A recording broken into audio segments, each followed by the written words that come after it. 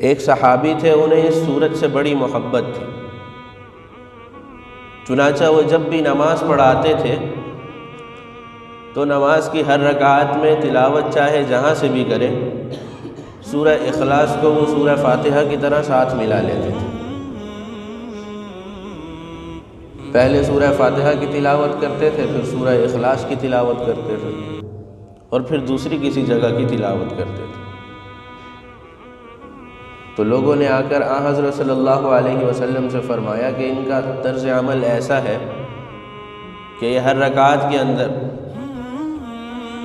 سورہ اخلاص کو لازمی طور پر پڑھتے ہیں۔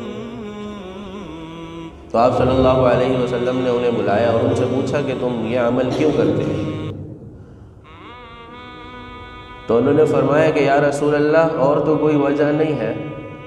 بس یہ وجہ ہے کہ مجھے اس سورت سے بڑی محبت ہے، مجھے یہ سورت بہت زیادہ محبوب ہے، بہت زیادہ پسند ہے،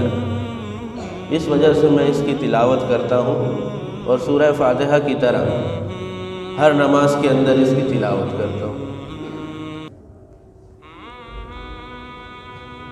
تو حضرت صلی اللہ علیہ وسلم نے صحابہ سے فرمایا کہ سنو،